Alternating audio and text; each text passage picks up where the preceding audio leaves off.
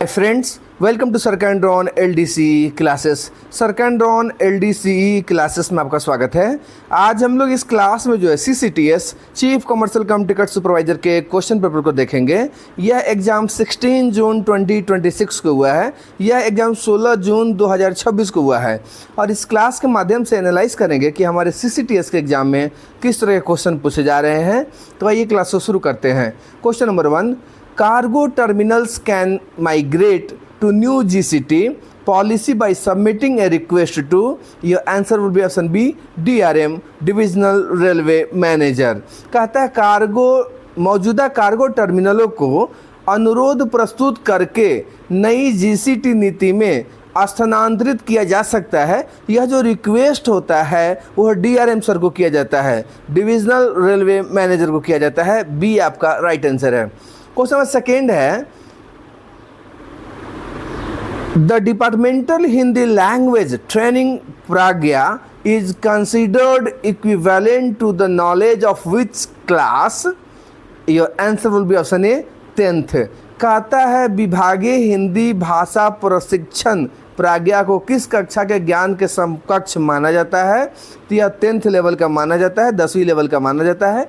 ये आपका right answer है। क्वेश्चन नंबर 3 है, YTS के सैलिसु, your answer will be option C, both PRS and UTS ticket.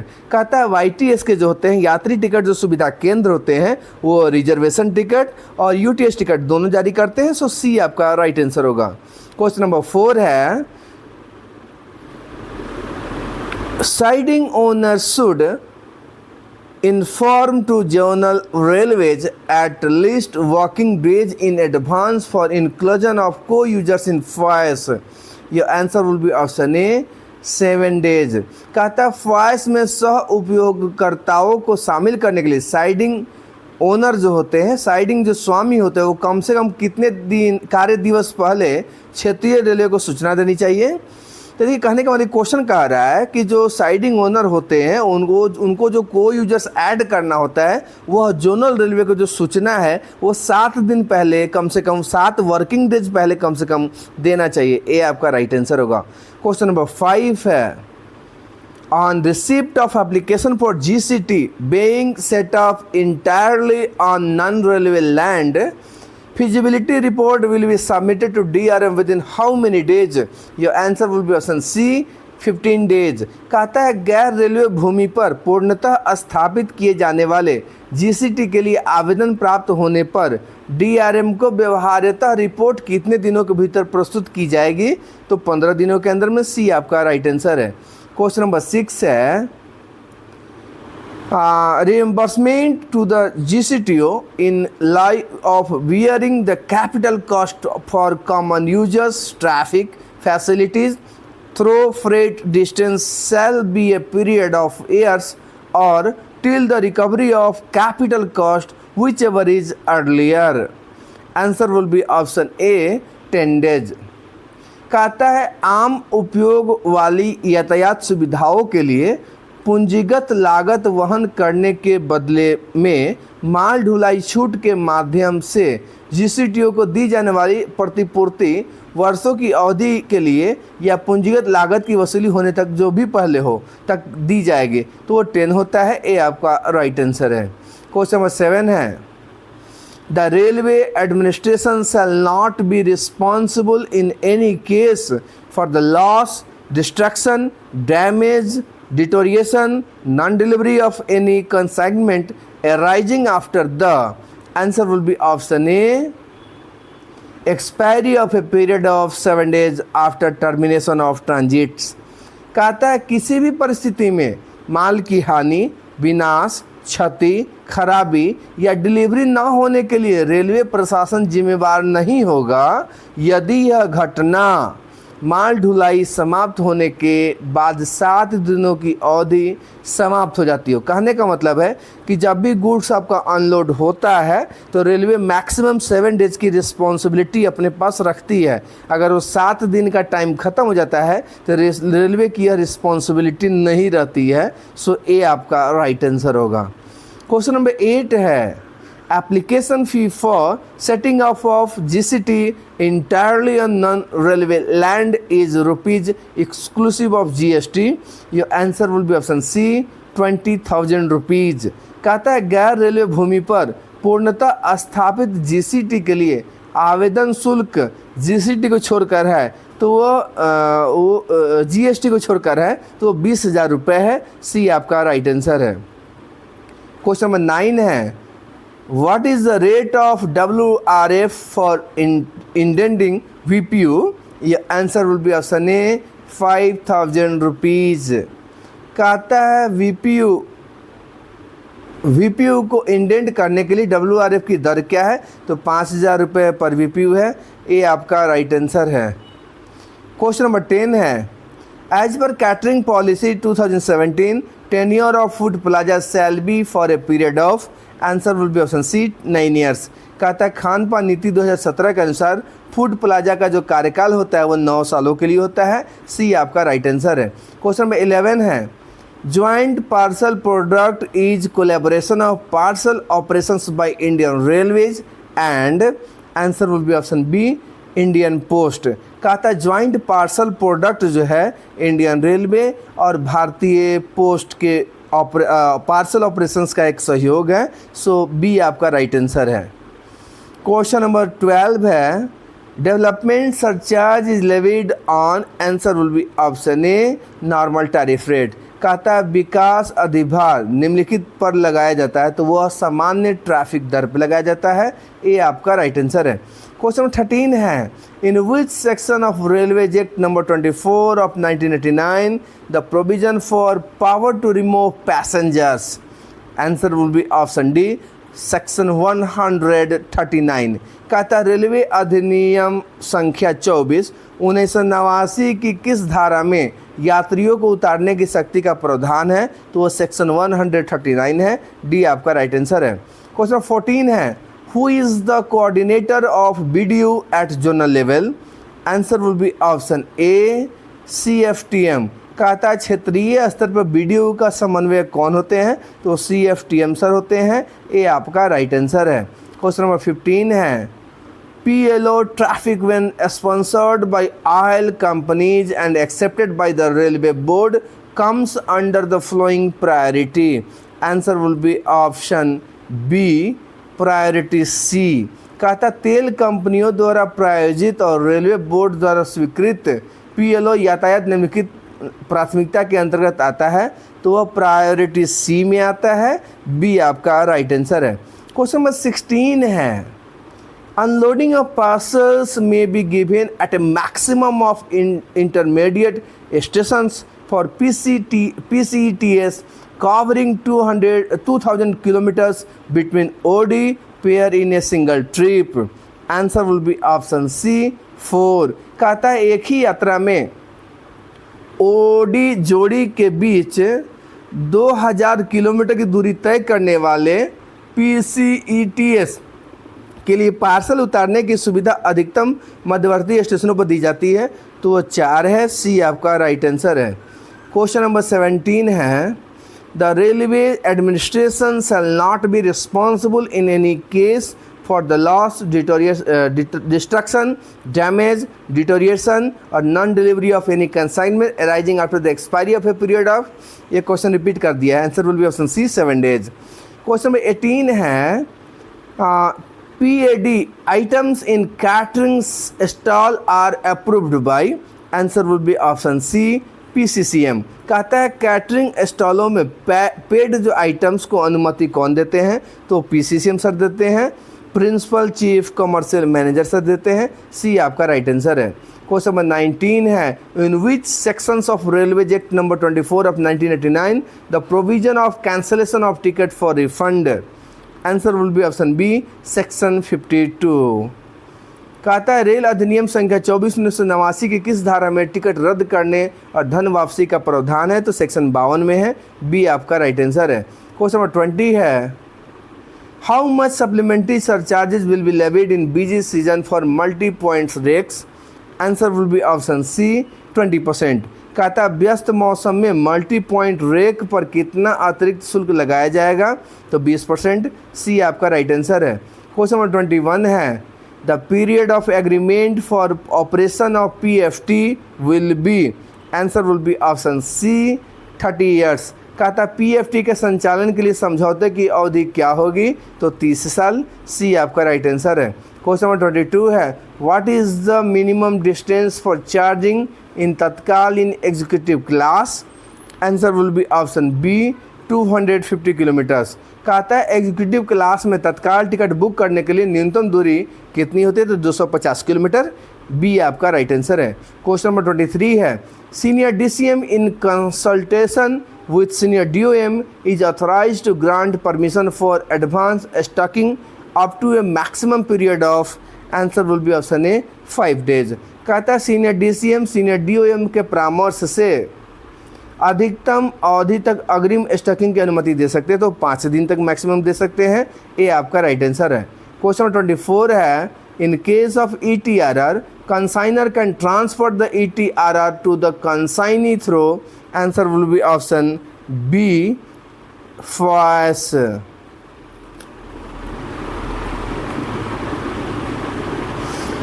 कहता है question number 25 consignment loaded in non standard bags should be weighed up to, answer will be option D 100%।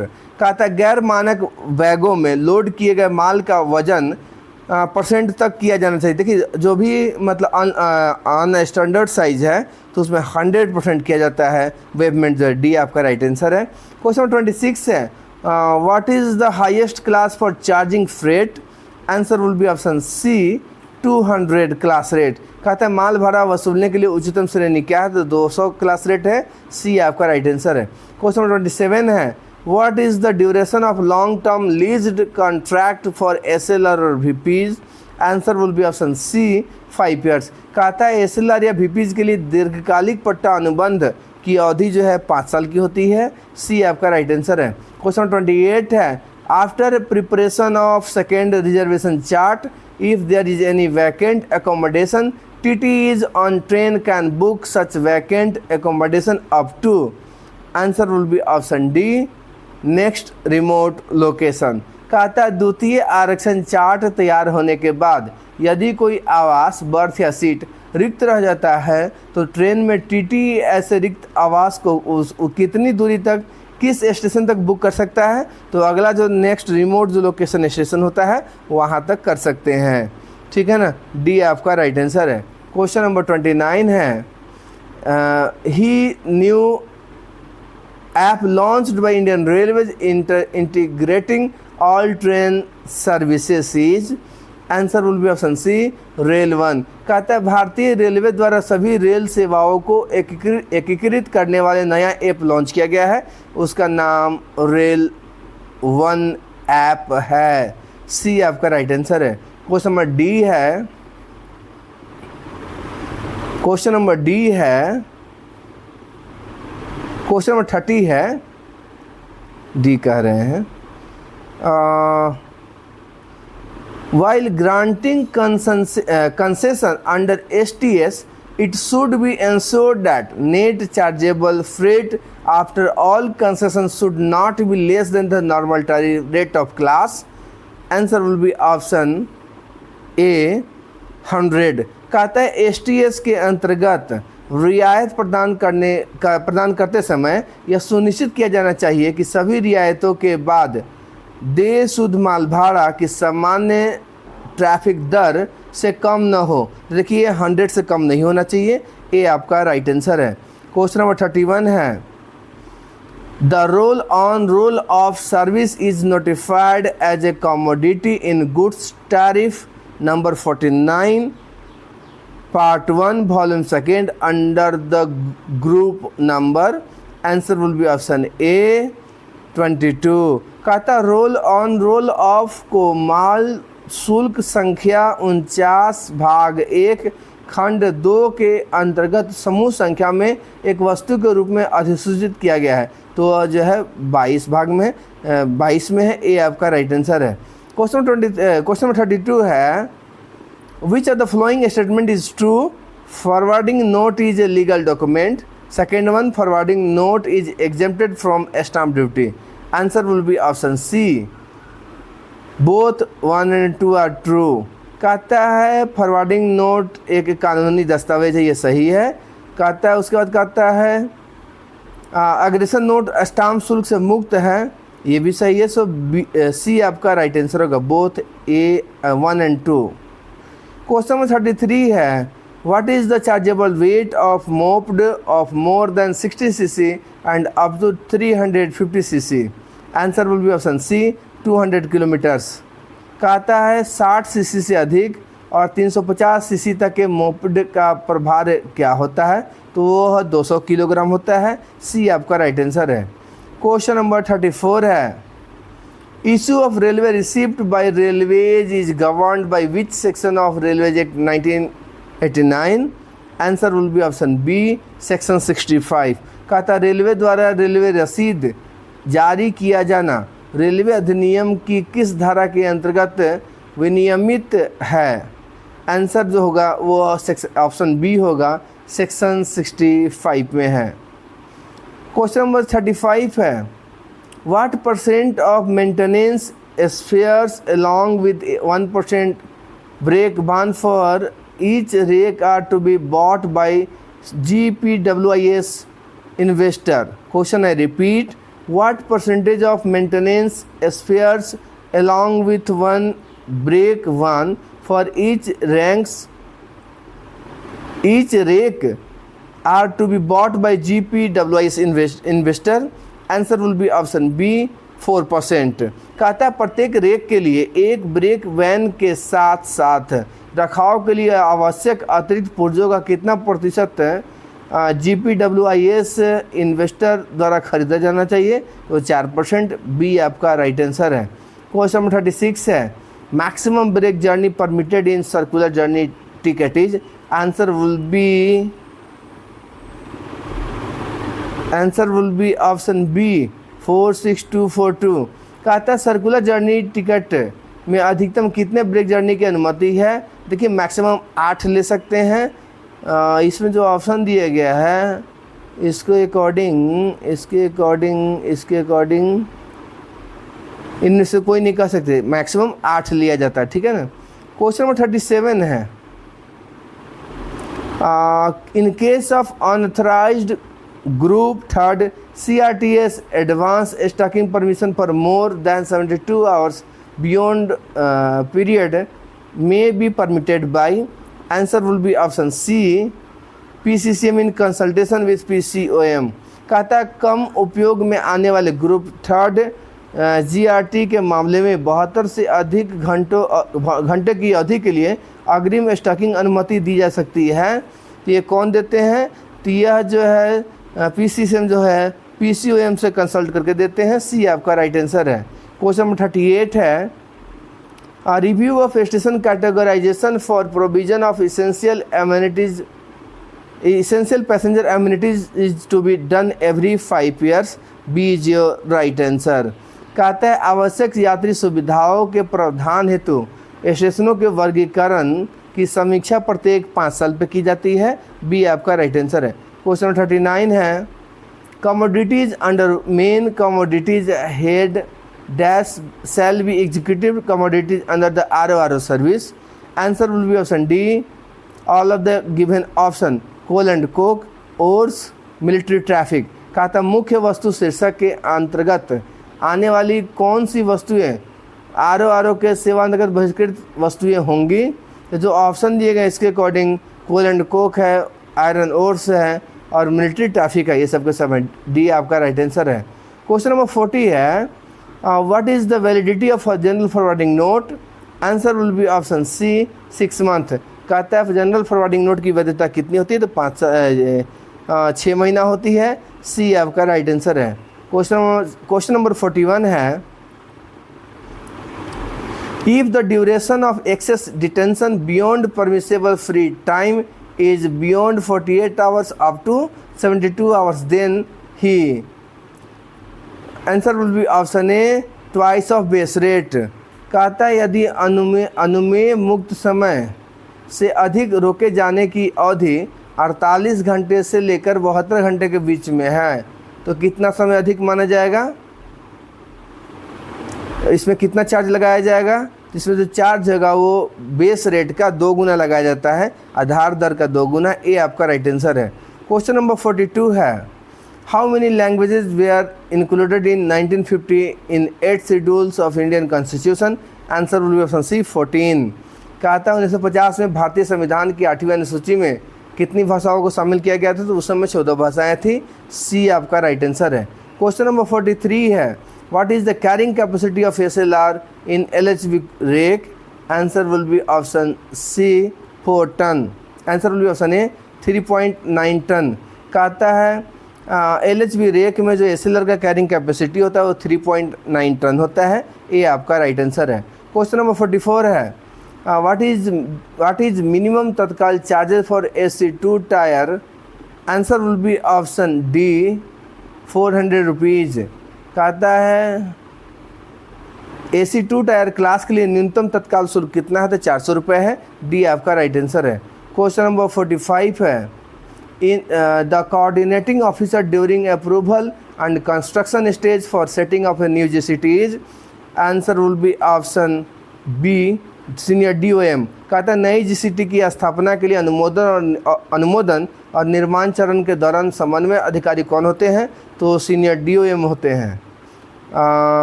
B आपका right answer है। Question 46 है, what is the minimum number of wagons required to be loaded in a BOX NHS rake to be eligible for train load class rate? Answer will be option B 58। कहता train load class दरों के लिए पात्र होने के लिए BOX NHS rake में कम से कम कितने वैगन लोड किए जाने चाहिए? तो 58। बी आपका राइट आंसर है।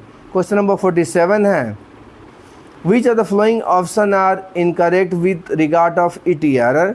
Your answer will be option D none of these. ETRR is applicable for all freight traffic. Option B ETRR is applicable for multiple RRs. Option C, ETRR is applicable to single consignor traffic. यहाँ जो option दिए गए हैं इसके according इनमें से कोई नहीं होगा। डी आपका राइट आंसर है। क्वेश्चन 48 है, in CC+8 route the PCC of which commodities are reduce during monsoon? Your answer will be option D both 1 and 2 gypsum and coal. कहता है मानसून के दौरान CC+8 रूट में किन वस्तुओं का PCC कम किया जाता है? तो जिप्सम और कोल का। डी आपका राइट आंसर है। क्वेश्चन नंबर 49 है, criteria in terms of earnings in rupees for NHG5 category station is? Answer will be option C more than 1 crore less than equal to 10 crore. कहता है NHG5 श्रेणी के स्टेशनों के लिए आय के संदर्भ में मानदंड इस प्रकार है। तो वहाँ का जो अर्निंग्स होगा NHG5 का वो 1 करोड़ से अधिक, 10 करोड़ या उससे कम होगा। सी आपका राइट आंसर है। क्वेश्चन नंबर 50 है, minimum distance for charging for all parcels except registered newspaper and magazine is? Answer will be option C 50 kilometres. कहता है पंजीकृत समाचार पत्रों और पत्रिकाओं को छोड़कर सभी पार्सलों के लिए शुल्क हेतु न्यूनतम जो दूरी हो 50 किलोमीटर है। सी आपका राइट आंसर है। तो फ्रेंड्स आज के क्लास में हम लोग 50 क्वेश्चंस को रखे हैं। आने वाले वीडियो में इसी को कंटिन्यू करेंगे। थैंक्स फॉर वॉचिंग चैनल सरकंड ऑन LDC क्लासेस।